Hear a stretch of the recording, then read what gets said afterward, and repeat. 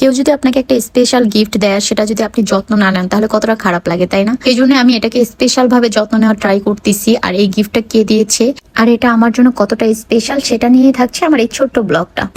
Hello everyone, আসসালামু আলাইকুম, welcome to my another video. So guys, এই ভিডিওটাতে আপনাদেরকে আমি এই পুতুলটা ধোয়া কেন দেখাচ্ছি জানেন? এটা কিন্তু আমার জন্য অনেক স্পেশাল একটা ভিডিও, যার জন্য আপনাদের সাথে এটা আমি শেয়ার না করলেই নয়। অনেকদিন হয়ে গেছে আমি পুতুলটার কোনো যত্ন নিচ্ছি না। আমি এতটাই ব্যস্ত থাকি যে তার যত্ন নেওয়ার আমার কাছে সময়ই হয় না।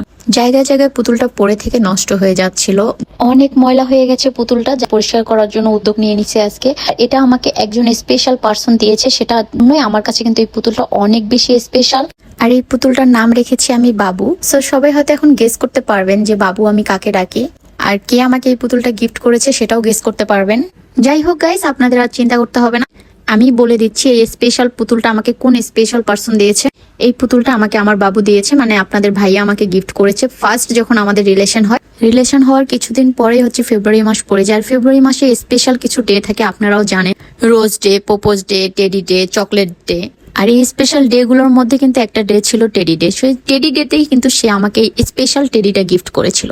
আর তার জন্য এই টেডিটা হচ্ছে আমার কাছে খুবই স্পেশাল, কারণ এটা হচ্ছে আমার হাজবেন্ডের কাছে পাওয়া ফার্স্ট একটা গিফট ছিল।